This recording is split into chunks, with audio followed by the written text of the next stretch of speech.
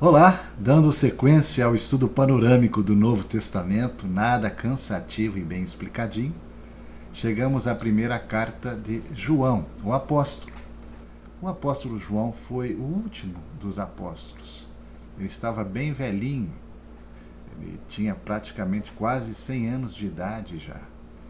E ele morava na cidade de Éfeso, onde ele se tornou aquela referência, aquele ícone do apostolado, daqueles seguidores de Cristo, o último. E ele vivia ali em Éfeso e ele cuidava da igreja numa situação de muita dificuldade, principalmente por duas questões: a perseguição do Império Romano e também a questão dos falsos ensinos que estavam se intrometendo na vida da igreja. Vamos lá então. João é o discípulo a quem Jesus amava. Não é que Jesus não amasse os outros, mas é que João era aquele que se aproximava mais, que estava mais com o Senhor, aquele que reclinava a cabeça sobre assim o peito de Jesus, né? Ele fez parte, junto com Tiago e Pedro, daquele círculo mais íntimo do Senhor Jesus, né? Há várias passagens que mostram esses três discípulos tendo alguma experiência reservada com o Senhor Jesus. Éfeso foi o local onde essa carta foi escrita. Vejam aí o ano 94, foi no final do século I, e foi endereçada aos cristãos de uma maneira geral. O tema é comunhão com Deus e com os filhos de Deus, é o grande tema, mas há muitas outras considerações importantes nessa epístola que fazem parte dessas palavras-chave, como comunhão, crer, amor, luz, justiça e também a palavra verdade. Justamente porque muitas mentiras estavam entrando na vida da igreja, confundindo os cristãos, inclusive a respeito da identidade de Jesus Cristo, se de fato ele era o próprio Deus. Então vamos lá, versículos-chave. O que temos visto e ouvido, anunciamos também a vós outros, para que vós igualmente mantenhais comunhão conosco. Ora, a nossa comunhão é com o Pai e com seu Filho, Jesus Cristo. Veja aí a palavra comunhão, né, aparecendo de destaque. Né?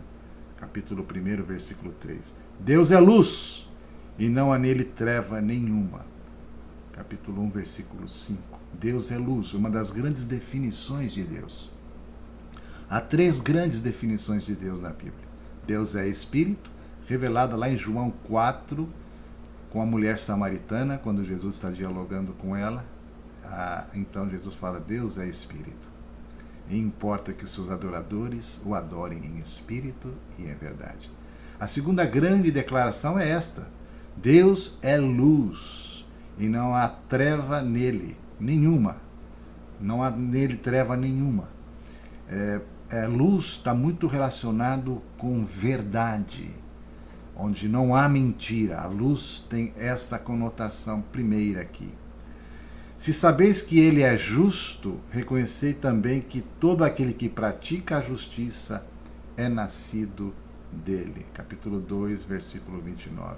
Praticar a justiça também está muito relacionada com praticar a verdade, com ser autêntico, com ser justo. Aquele que não ama não conhece a Deus, pois Deus é amor. A terceira grande declaração de Deus na Bíblia: Deus é amor. João capítulo 4, versículo 8. Os três apóstolos principais são Pedro, Paulo e João. É interessante que Pedro tem um ministério mais voltado para a evangelização. E isso tem a ver com as palavras de Jesus dirigidas a ele. Por ocasião da pesca maravilhosa, quando eles pescaram muitos peixes. Pedro ficou tão impressionado porque aquilo veio a partir de uma palavra de Jesus, porque eles não haviam pescado nada. E Pedro ali então, ele se dobra diante do Senhor em adoração. Ele diz assim: Senhor, retira-te de mim, porque sou pecador. Aí então Jesus fala assim: não temas, Pedro, doravante te farei pescador de homens. Então o ministério de Pedro está mais voltado para a evangelização. O ministério de Paulo está mais ligado à edificação. Ele mesmo disse lá em 1 Coríntios, no capítulo 3, versículo 10, eu vou ler para vocês, ele diz isso: segundo a graça de Deus que me foi dada, lancei o fundamento como prudente construtor, e outro edifica sobre ele. Porém, cada um veja como edifica. Então, o Paulo está mais ligado à questão de construir, de edificar. Inclusive, ele tinha uma profissão que era de construir tendas. Então, tem muito a ver com edificação. E certamente, Paulo, incomparavelmente, foi aquele que mais edificou a igreja, foi o que mais escreveu cartas, né, compondo o Novo Testamento. E o apóstolo João tem mais a ver com o ministério de restaurar.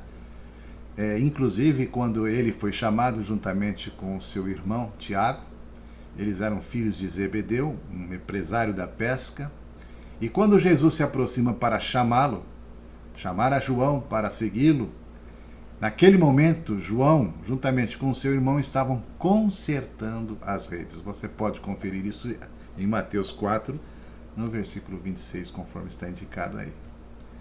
Então, os temas principais desta primeira carta tão rica de João, primeira carta de João, são comunhão. No capítulo 1, aí já nos versículos de 3 a 7, nós podemos ver isso.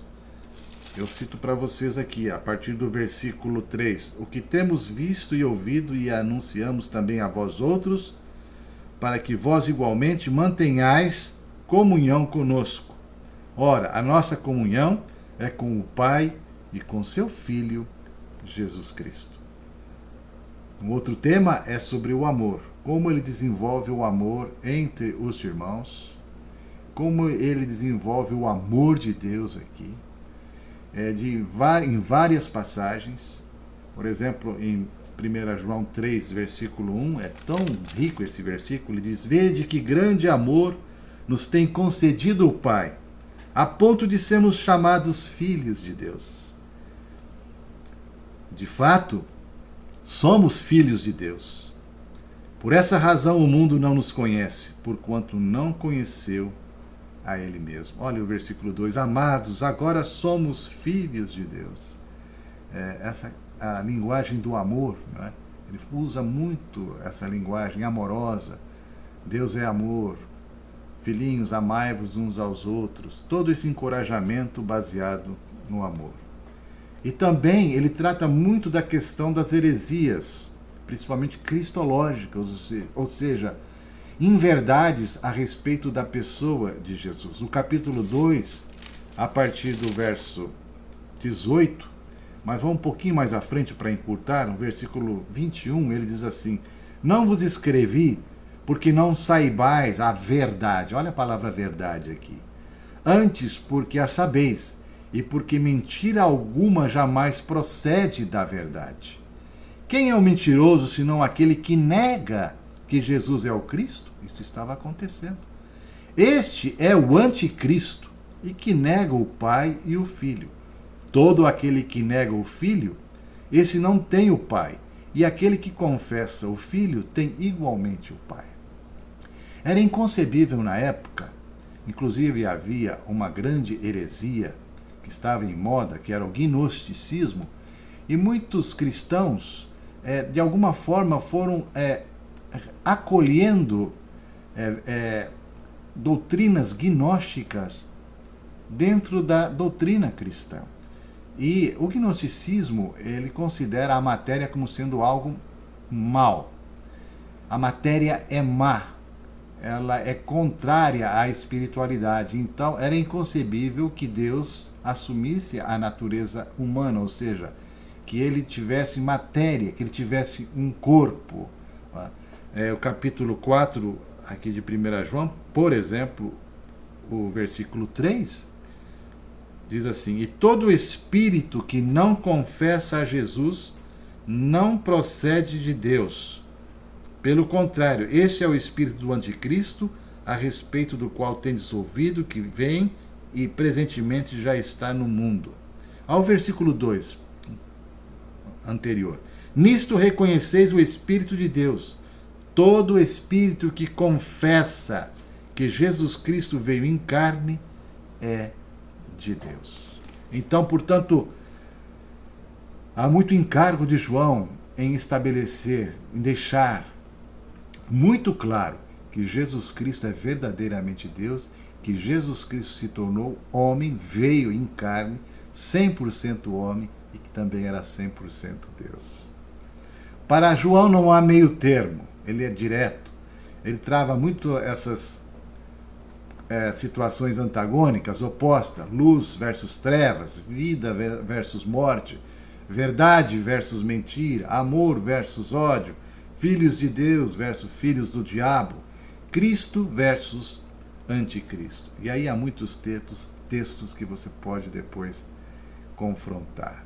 João escreve para que os cristãos tivessem alegria completa, capítulo 1, versículo 4, para que não pecassem, capítulo 2, versículo 1, para que não fossem enganados, capítulo 2, versículo 26, para que soubessem que têm a vida eterna. 1 João capítulo 5, versículo 13. E essas coisas vos escrevi, a fim de saberdes que tendes a vida eterna, a vós outros que credes em o nome do Filho de Deus. Para melhor compreender o estudo desta carta, a proposta das divisões desse livro em 4 partes. A primeira parte, o capítulo 1, os versículos de 1 a 4, é uma introdução. E ele fala aqui da comunhão, né? Na segunda parte, os capítulos capítulo 1, versículo 5 até o capítulo 2, versículo 11, ele fala a respeito da luz. E lembre-se, a luz tem muito a ver com a questão da verdade, ou seja, combater todo espírito de engano. A terceira parte, os capítulos do capítulo 2, versículo 12, até o capítulo 5, versículo 3, a respeito do amor. Como o amor aqui é revelado de uma maneira tão profunda e tão clara e tão prática. A quarta parte, o capítulo 5, versículos de 4 até o 21, a respeito da vida. Que Deus abençoe profundamente a sua vida no estudo desta carta. Até o nosso próximo estudo. Um grande abraço.